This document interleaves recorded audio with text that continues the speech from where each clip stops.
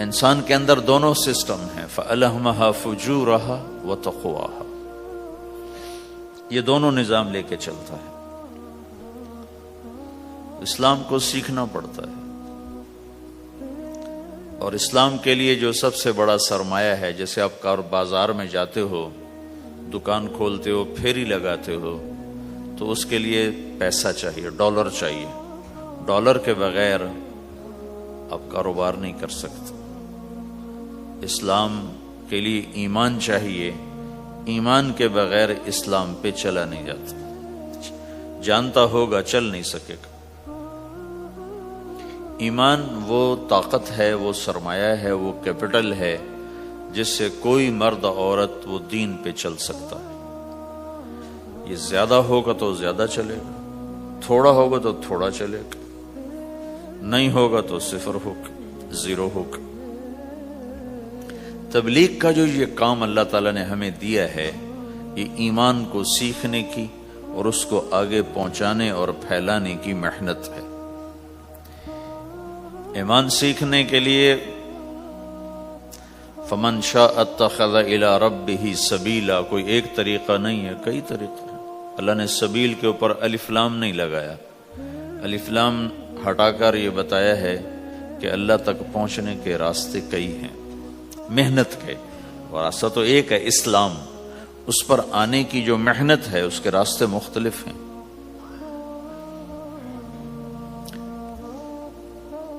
ہاں، آگے پہنچانے کے لیے تبلیغ کے سوا اور کوئی راستہ کوئی نہیں۔ یہاں آ کر تبلیغ منفرد کا کام منفرد ہو جاتا ہے کہ کسی محنت میں گشت کوئی نہیں سوائے تبلیغ، صرف تبلیغ ہے جس میں گشت ہے کہ خود چل کے جاؤ۔ اگر میرے پاس وہ میرے کالج کا لڑکا نہ آتا تو مجھے تو نہیں پتا تھا تبلیغ کیا چیز، نہ دین کا پتہ تھا نہ دنیا کا پتہ تھا۔ تو کوئی چل کے آیا اور اس نے ہاتھ پکڑا، اور دعوت ہے ہی بے طلبوں کے لیے، مدرسہ تو طلب والوں کے لیے، وہاں تو تعلیم ہوتی، تبلیغ نہیں ہوتی۔ خانقاہ تو طلب والوں کے لیے ہے، اور دعوت بے طلب لوگوں کے لیے، جو سننا نہیں چاہتے، جو قریب نہیں آنا چاہتے۔ اور ایسا طبقہ کروڑوں اربوں کی تعداد میں موجود، انہیں دین پر لانے کے لیے یا دین کی بات ان کے کان میں ڈالنے کے لیے سوائے گشت کے اور کوئی عمل کوئی نہیں۔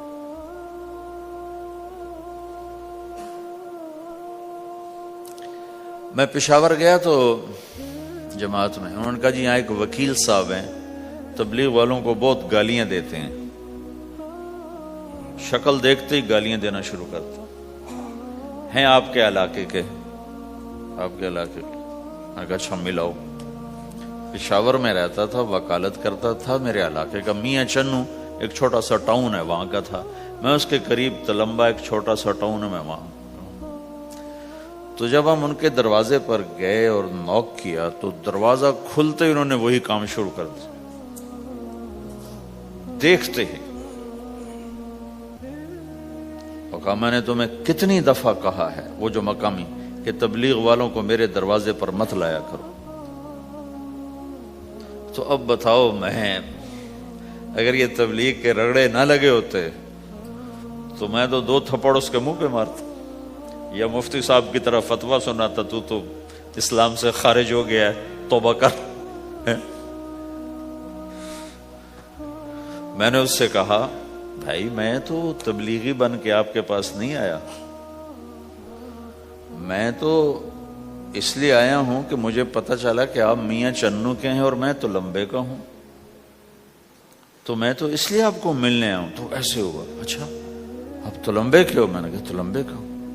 کہو اچھا اچھا اچھا، بڑی مہربانی، فرمائیے۔ میں نے کہا فرمائیے ایسے تو نہیں ہوگا، گھر بٹھاؤ پھر فرمائیے ہوگا۔ تو اس نے دروازہ کھولا، ہمیں بٹھایا، میں نے کوئی تبلیغ کی بات نہیں کی، چائے وائے پلائی۔ تو میرے والد صاحب اپنے علاقے کے مشہور آدمی تھے، تو جب میں نے اپنا تعارف کرایا تو وہ اور خوش ہو گیا، کہا تو آپ کے باپ کا الیکشن تو میں نے لڑا ہے، ان کے لیے ووٹ مانگنا. تو ایسا خوش ہو گیا اور کھل گیا اور چائے پلائی، بات چیت ہوتی رہی. تو اٹھتے ہوئے میں نے کہا فلاں مسجد میں ہماری جماعت آئی ہوئی. میں نے کہا چلو آپ کو بتا دوں. مغرب کے بیان میں وہ آیا ہوا تھا. پھر جتنے دن میں وہاں رہا وہ آتا رہا. میں واپس چلا گیا. بیچ میں کئی سال گزر گئے. لاہور کیولری گراؤنڈ ایک مشہور جگہ، وہاں میرا بیان تھا.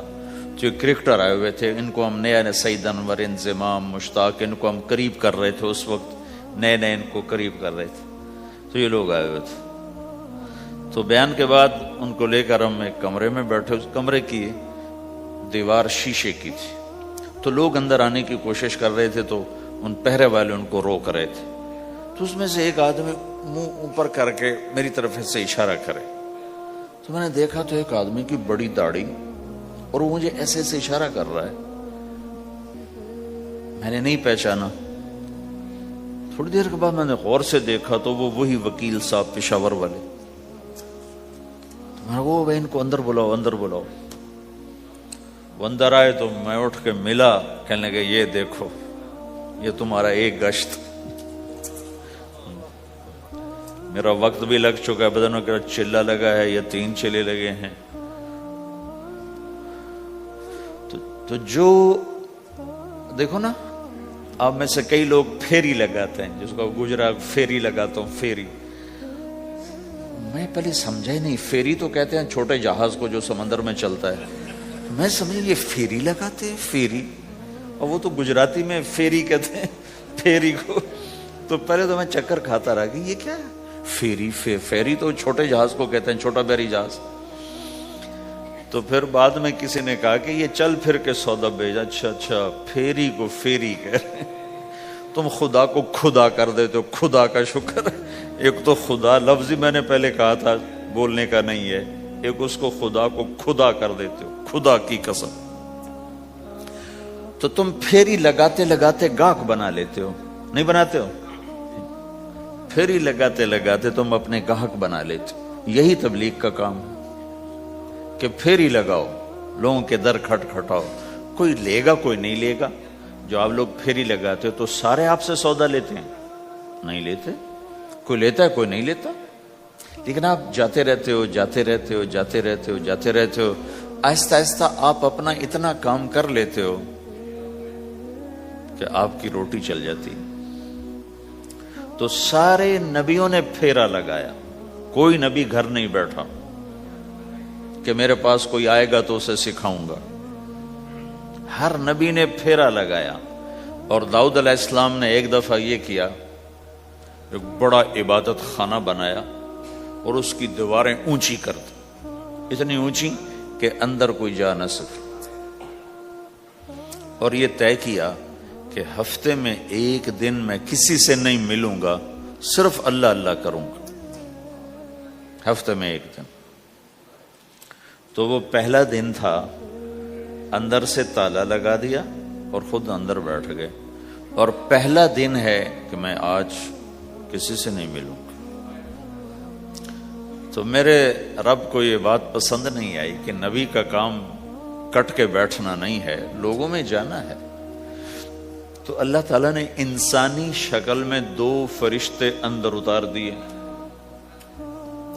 اذ تصور المحراب ففزع منهم قال لا تخف خصمان بغى بعضنا على بعض فاحكم بيننا.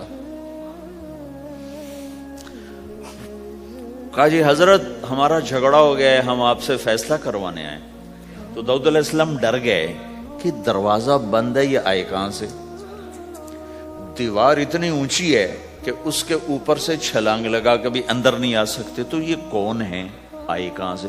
دروازے کو دیکھیں تالا لگا ہوا ہے، دیوار کو دیکھیں اتنی اونچی ہے، تو کون چھلانگ لگا کے اندر آئے گا. تو ڈر گئے. تو کہنے لگے جی آپ ڈرے نہیں، ہمارا جھگڑا ہو گیا. کہ کیا جھگڑا ہے؟ کیا جھگڑا ہے؟ کہ ان ھذا اخی لہ 99 نعجہ ولی نعجۃ واحدہ فقال اکفلنیھا وعزنی فی الخطاب. یہ میرا بھائی ہے، اس کے پاس 99 بکریاں ہیں، بھیڑیں، 99 بھیڑ ہے، اور میرے پاس ایک ہے. یہ مجھے کہتا ہے ایک بھی مجھے دے دے، میری 100 پوری ہو جائے. تو آپ بتاؤ یہ غلط کر رہا ہے کہ ٹھیک کر رہا ہے؟ اب یہ فیصلہ تو آپ چھوٹے سے بچے سے بھی کروا سکتے ہو، نہیں؟ یہ تو لطیفہ سا بن گیا، داؤد علیہ السلام کے لیے لطیفہ بن گیا کہ ایک آدمی کہتا ہے جی میرے پاس 99 ہے، تیرے پاس ایک ہے، تو ایک مجھے دے دے، میری 100 ہو جائیں. تو داؤد علیہ السلام سوچ میں پڑ گئے یہ چکر کیا ہے. تو ایک دم ان کو خیال آیا کہ جیسے میرے رب نے مجھے پیغام بھیجا ہے کہ داؤد تجھے بندوں کو دعوت دینے کے لیے بھیجا ہے، مصلی پر بیٹھنے کے لیے نہیں بھیجا. ہاں مصلی پر بیٹھنا ہے، اس کے لیے رات ہے. قم اللیل الا قلیلا نصفہ او انقص منہ قلیلا او زد علیہ ورتل القرآن ترتیلا. چل ومن اللیل فتہجد بہ نافلۃ لک عسیٰ ان یبعثک ربک مقاما محمودا. رات ہے، آ جاؤ. ان ناشئۃ اللیل ہی اشد وطئا واقوم قیلا. آجا آجا، رات بڑی مزے کی چیز ہے، تو اور میں تنہا. فاذا فرغت فانصب والى ربک فارغب. آ جاؤ. تتجافى جنوبهم عن المضاجع يدعون ربهم خوفا وطمعا ومما رزقناهم ينفقون. رات تیری میری، دن میرے بندوں کے لیے. نہیں بیٹھ سکتا، تسبیح پکڑ کے نہیں بیٹھ سکتے ہو. تو اس پر داؤد علیہ السلام سجدے میں گرے. آیت سجدہ ہے اس لیے میں نہیں پڑھتا ہوں. سجدے میں گرے اور کہا یا اللہ معافی کر، یا اللہ معاف کر دے، یا اللہ معاف کر دے. میں نے دروازے بند کر لیے، حالانکہ یہ میرے منصب کے خلاف تھا. اس پر اللہ سے معافی مانگی. تو چل کے جانا نبیوں کی صفت ہے، یہی ہماری صفت. اس امت کو یہ کام دیا گیا کہ یہ اوروں کے پاس جا کے اپنا سودا پیش کر، اپنوں کو بھی سنبھالے اور غیروں تک بھی پہنچے. نہیں سنتے پھر جاؤ، نہیں سنتے پھر جاؤ.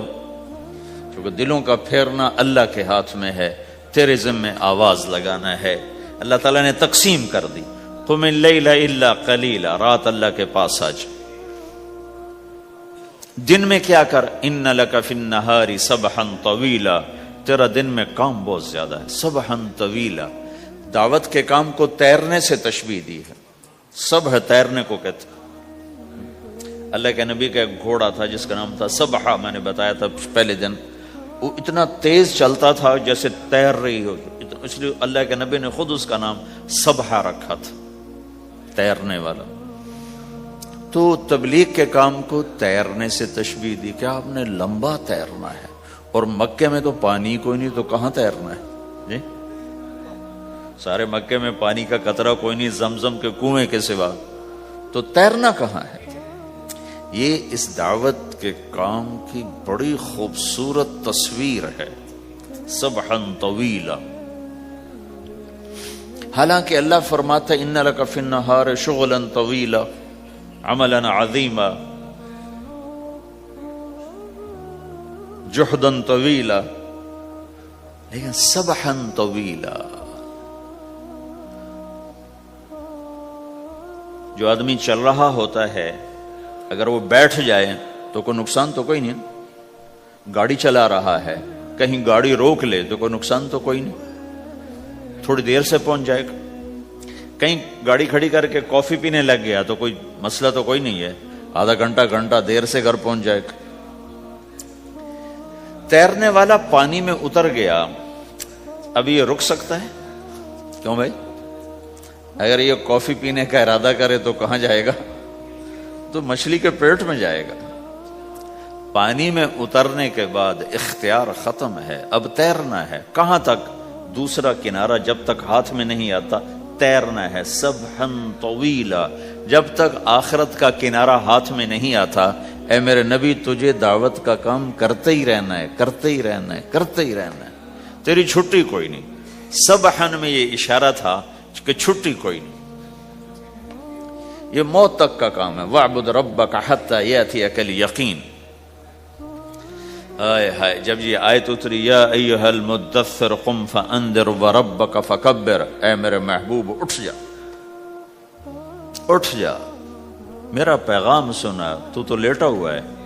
تو اس پر آپ نے کہا خدیجہ انقطع ایام النوم والراحہ، میرے آرام کے دن چلے گئے، میرے سونے کے دن چلے گئے، میرے رب نے مجھے کہا ہے اٹھ جا اور میرا پیغام سنا۔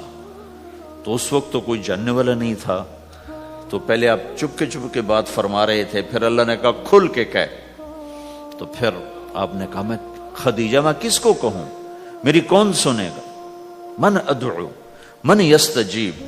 تو حضرت خدیجہ نے عرض کی یا رسول اللہ آپ دعوت دینے میں پہل کریں، میں لبیک کہنے میں پہل کرتی ہوں۔ تو بھائیو دعوت ہمارا سرمایہ ہے، دعوت سے ایمان بنتا ہے، ایمان سے عمل بنتا ہے۔ تو اگر آپ اس دعوت میں حرکت کرتے رہو گے، ان لک فی النہار سبحا طویلا، کل میں نے اس پر تھوڑی تفصیل سے بات کر دی تھی، آج میں اس سے اگلی بات کرنا چاہتا ہوں، لیکن اس کو بار بار سننا اس لیے ضروری ہے کہ آدمی بڑی جلدی بھول جاتا ہے، اور نفع سامنے نہ ہو تو اس کے لیے قدم اٹھانا، مال لگانا مشکل ہو جاتا ہے۔ آپ پھیری بھی تو لگاتے ہو، تو شام کو پیسہ ہاتھ میں آتا ہے تو تھکاوٹ چلی جاتی۔ میں نے ایک شخص سے کہا تھوڑا تبلیغ میں وقت دے دو بھائی، کہا جی مجھے گولیاں لگی تھیں تو اس کے بعد میرے بدن میں درد ہوتا ہے تو میں ٹائم نہیں دے سکتا، لیکن میں اسے دیکھتا تھا وہ صبح سے شام تک اپنے دکان پہ کھڑا ہوتا تھا، کھڑا ہو کے کام کرتا تھا۔ تو ایک دن میں نے اس سے پوچھا یہ تو دکان پہ کھڑا ہوتا ہے، اس کا درد تمہیں نہیں ہوتا؟ تبلیغ میں تو اتنی مشقت نہیں ہے۔ وہ کہنے لگا جی روز درد بہت ہوتا ہے، لیکن میں جب شام کو پیسے گنتا ہوں تو سارا درد چلا جاتا ہے، سارا درد چلا جاتا ہے۔ تو اب آپ تبلیغ میں 3 دن کے لیے گئے تو کچھ لگا کے آتے ہو، ہاتھ میں تو کچھ بھی نہیں ہوتا، اور چلے کے لیے جاؤ تو کچھ لگتا ہے، ہاتھ میں تو کچھ بھی نہیں آتا، 4 مہینے کے لیے جاؤ تو کچھ لگتا ہے، ہاتھ میں تو کچھ بھی نہیں آتا۔ تو وہ جذبہ پیدا نہیں ہوتا لگانے کا، تھکنے کا، تھکانے کا، جیسے دنیا میں پیدا ہوتا ہے کہ اس کی واپسی نظر آ رہی ہوتی۔ تو اس لیے بار بار ضرورت ہے اس کو سننے اور سنانے کی کہ اللہ نے اس امت کو یہ منصب دیا ہے، کنتم خیر امت اخرجت للناس، تم سب سے بہترین امت ہو، تمہیں نکالا گیا ہے۔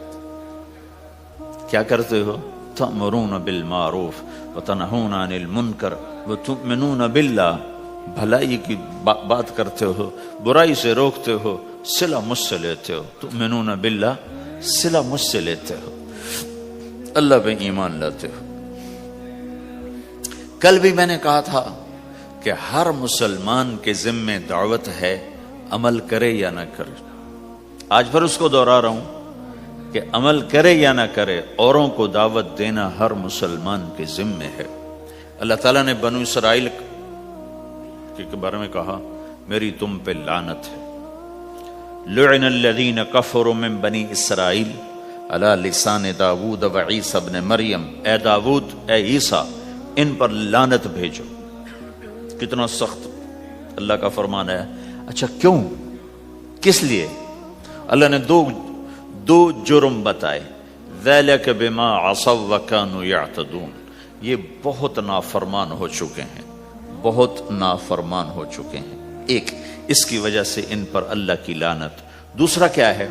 کانو لا یتناہون عن منکر فعلوہ، جو گناہ خود کر رہے ہوتے ہیں اس سے اوروں کو نہیں روکتے۔ کانو لا یتناہون، نہیں روکتے تھے، عن منکر، اس گناہ سے، فعلوہ، جسے وہ خود کر رہے ہوتے تھے۔ تو اس سے پتہ چلا کہ اگر کوئی نافرمانی بھی کر رہا ہے تو کسی کو اگر دیکھتا ہے نافرمانی کرتے تو اسے سمجھانا اس کے ذمے ہے۔ یعنی اللہ تعالیٰ نے اللہ یوں کہہ رہا ہے کہ کم وقت خود تو برائی کر رہا تھا تو کسی کو روکتا تو صحیح، دونوں ہی کام نہیں کیے، نہ خود چھوڑا نہ کسی اور کو روکا۔ تو بھائیو حرکت کرتے رہنا، اس حرکت میں بڑی طاقت ہے. ساری کائنات حرکت میں، اگر رک جائے تو تباہی. زمین حرکت کر رہی ہے، سورج حرکت کر رہا ہے، چاند ستارے ہر شے حرکت میں. تمہاری زمین 66,000 کلومیٹر فی گھنٹہ کی رفتار سے روزانہ بھاگی جا رہی. پتہ چلا کہ پاناما میں دونوں سمندروں کے 66,000 کلومیٹر فی گھنٹہ کی رفتار سے دوڑا جا رہا ہے. تمہارا سورج 6 لاکھ میل 9 لاکھ کلومیٹر فی گھنٹہ کی رفتار سے دوڑتا جا رہا ہے.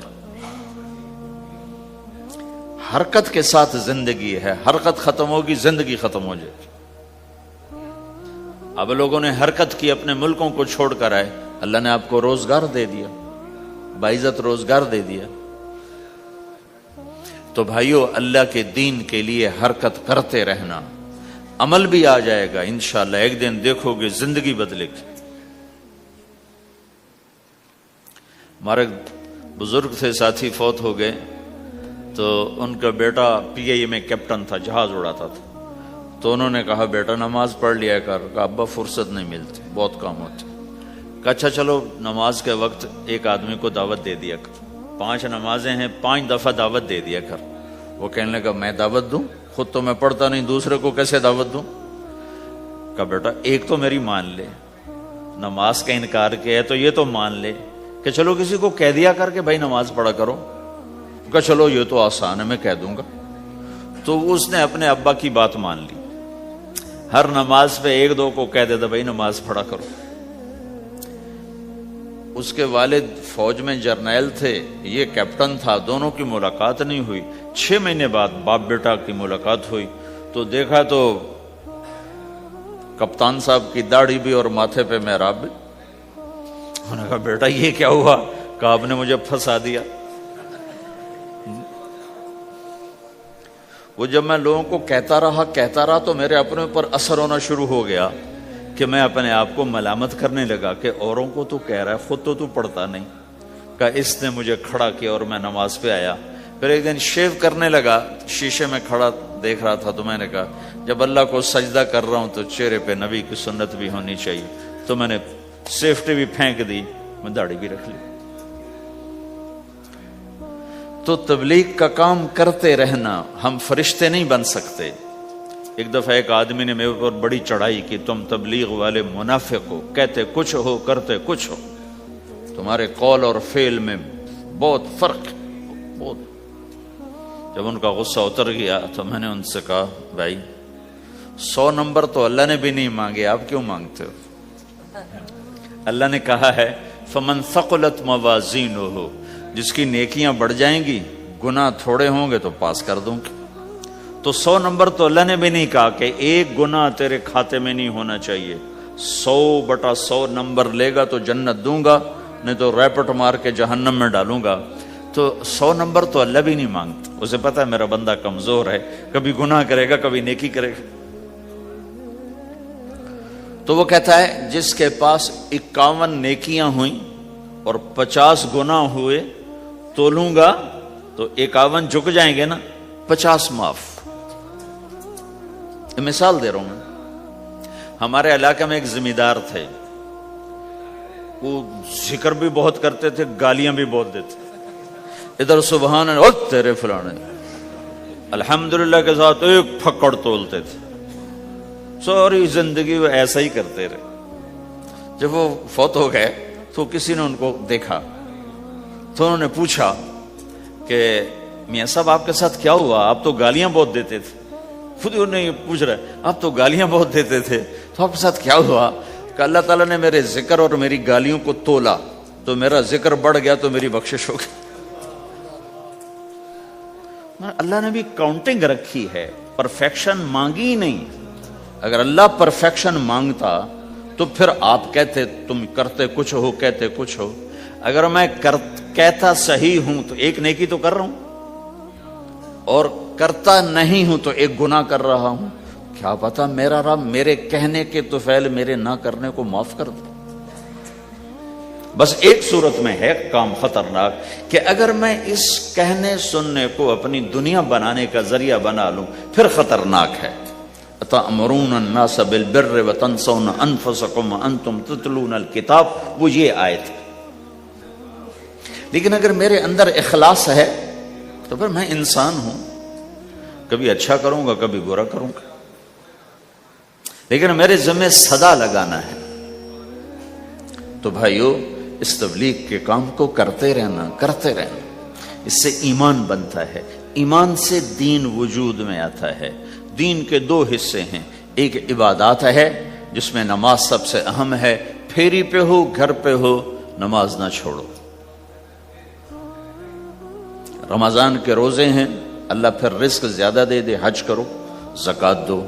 لیکن عبادات بڑی محدود ہیں اور اس میں کثرت اللہ نے مطالبہ بھی نہیں کیا، بلکہ اللہ تعالیٰ نے اس میں اعتدال ہی کو پسند فرمایا ہے. اللہ تعالیٰ نے ہمارے نبی لمبی لمبی نمازیں پڑھتے تھے تو اللہ تعالیٰ نے روک دیا کہ ما انزلنا علیک القرآن لتشقی، میرے نبی میں نے تمہیں قرآن اس لیے نہیں دیا کہ تو لمبی لمبی نمازیں پڑھ کے تھکتا رہے. درمیان نہ چل. اللہ کے نبی نے تبلیغ میں زیادہ زور دکھایا تو اللہ نے اس پر بھی کہا فلا تذهب نفسك عليهم حسرات، اتنا غم نہ کیا کر کے تو خود ہی ہلاک ہو جائے، مت نہیں، ایسا نہ کر. تو عبادات محدود ہیں اور اس میں اعتدال مطلوب ہے. سارا دن مصلی پہ بیٹھنا یہ اللہ نہیں دیکھنا چاہتا. اللہ یہ دیکھنا چاہتا ہے کہ تو باہر جاتا کہ میں دیکھوں کہ اب تو کیا کرتا ہے.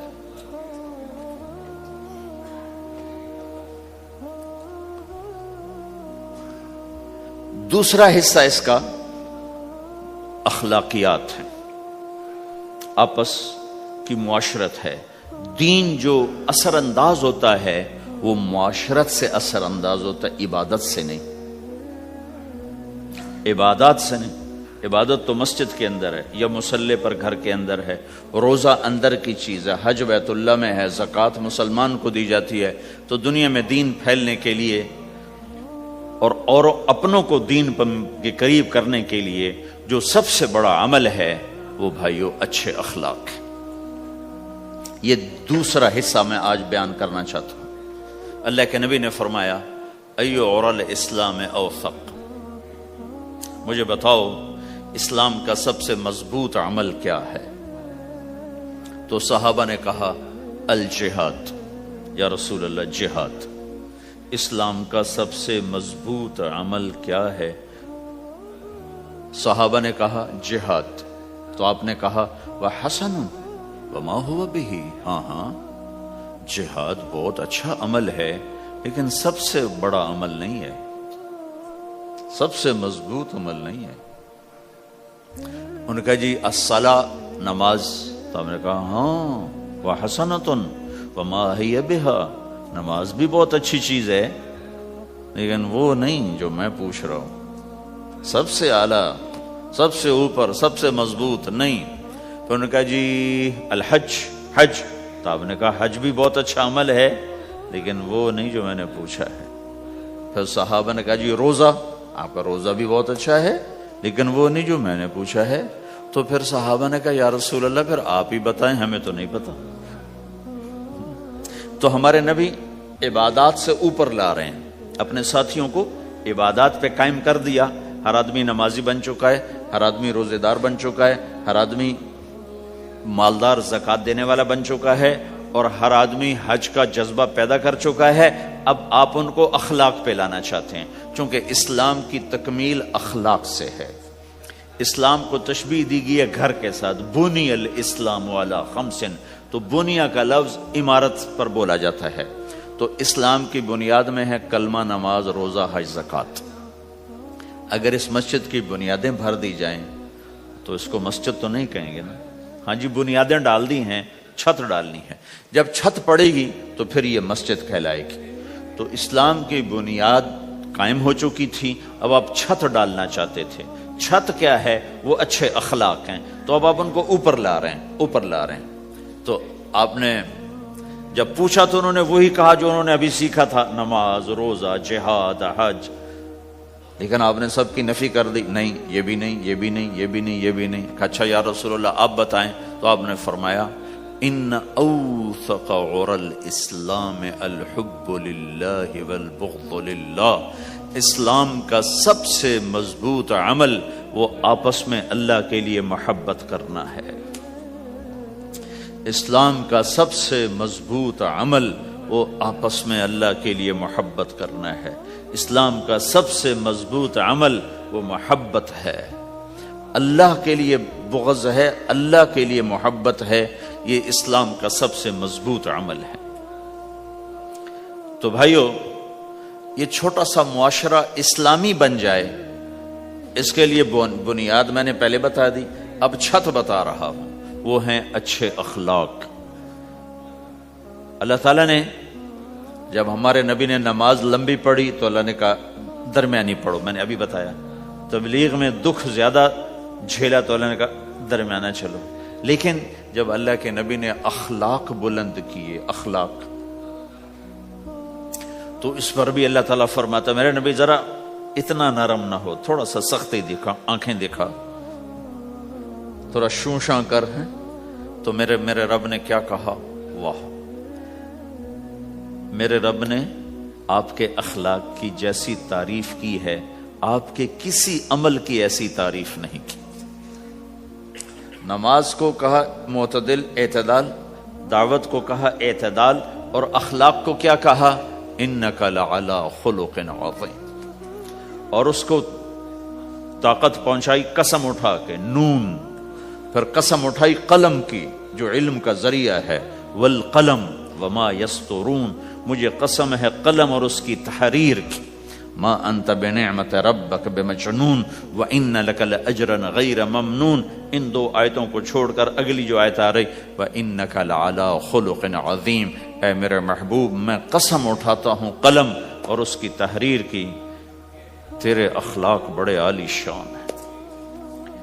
یہ نہیں کہا تیرے اخلاق بڑے عالی ہیں، انک لعلی، علا، علا کا یہاں بہت عظیم الشان کردار ہے۔